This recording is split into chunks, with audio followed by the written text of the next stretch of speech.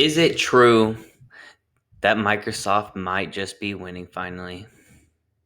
Let's break it down today. I appreciate you guys for tapping in. My name is Two Brews Stoney. Welcome to Two Brews Gaming, and thank you so much for joining us here today for my first video. Let's get into some stuff.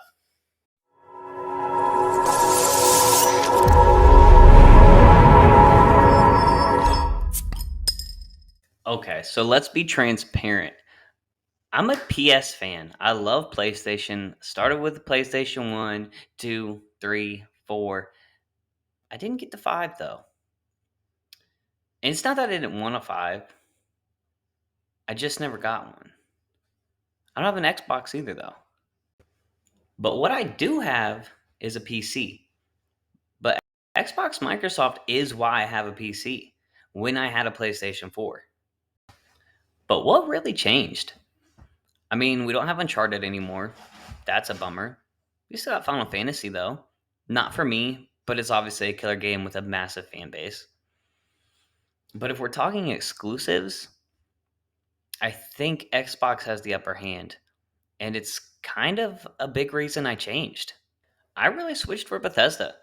I'm a huge Bethesda fan. I love the Elder Scrolls. The Fallout series is one of my favorites. And I had to play Starfield, obviously. So I didn't go Xbox, I went PC.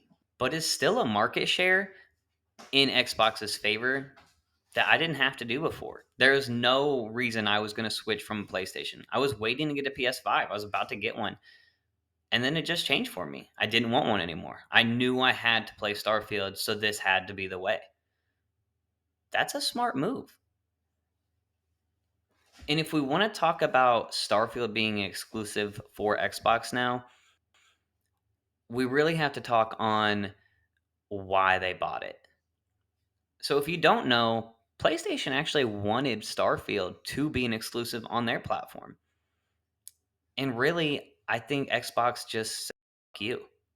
They threw some FU money at it because they can, and they bought it. And now it's an Xbox exclusive. And it's also another reason I think Sony went so hard to go against the Activision Blizzard acquisition. But I don't really understand that. So if you don't know, PlayStation's net worth is roughly $90 billion. If you don't know, the Activision acquisition was $69 billion. That's almost all of their company. They can't afford that. So why were they even that concerned? Xbox said they would let it go on all platforms, and they'd even sign a contract to make sure it's not an Xbox exclusive for Call of Duty. And if you're wondering what Xbox's net worth is, you're talking about almost a $3 trillion company. Honestly, Sony really isn't in a Microsoft league at the end of the day, which they're already talking about giving Call of Duty back on Nintendo's. So they're doing the exact opposite of what Sony was so concerned about as far as not getting to have Call of Duty on all platforms.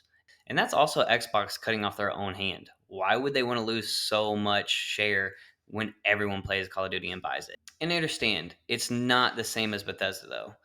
Doing such a large scale game like that and making it exclusive all of a sudden, you're not going to gain market share. You're most likely just going to get a bunch of pissed off consumers. But for somebody like me that is a huge Bethesda fan, it was a no brainer. Obviously, I wanted a PlayStation, but what was more important to me was the game. But there's tons of other games that are like Call of Duty or Battle Royales that we can go play. I don't need Warzone. So it's clear Xbox has the upper hand with exclusives and titles. But what else is there? If I had to be honest, I do think the PlayStation 5 is a better quality product than the Xbox Series S or X. But they're pretty comparable anymore, and there's not that much difference. But overall, I've always stood that Sony probably has better quality products. But I really think that's kind of where it ends anymore. It just seems like Sony hasn't progressed. And I'm not sure if that's just because they're only in a console realm and Microsoft is PC. And I think that's okay. It's just not Sony's lane. And they're pushing in that way with things like Project Q, but you still have to own a PlayStation for that. So I don't know if the relevancy is really there. Now, if you take cloud gaming and Game Pass, for example, you've got things like the Backbone and multiple other devices. Even me, I can't run Epic Games or Steam on this. But I can run cloud gaming on here because it's just streaming. I don't have to have RAM or anything else. As long as I have a good Wi-Fi connection and a remote, I can play.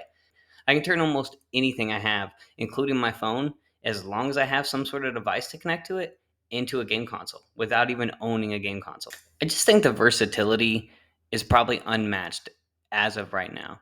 Do I think Sony maybe in time will explore some more things? Possibly, but they've never really shown too much of that in the past, and they kind of abandoned the PSP, which I was always super butthurt about, but that's okay. So I really think it's something that Xbox is going to hold true to themselves, and that is kind of what makes them a big dog and a bigger player right now in the game. So, as much as I'm going to say I love Sony, I think it'll take a while for them, if ever, to get me really back on that train as a full time user and PS5 console player. Let me know what you guys think. Drop some comments below, give us a follow, and we really appreciate any support. And if you're still sticking around, good news. I want to let everyone know about our Constellation Edition giveaway. We're giving away 2 Constellation Editions, 1 PC, 1 Xbox, along with a limited edition Starfield headset. So, all you got to be doing to enter the win is follow our Instagram and our Twitch. We'll link those both below, along with our TikTok, and make sure you give those a follow too. I appreciate everyone. Thank you for subscribing, and we hope to see you back here soon.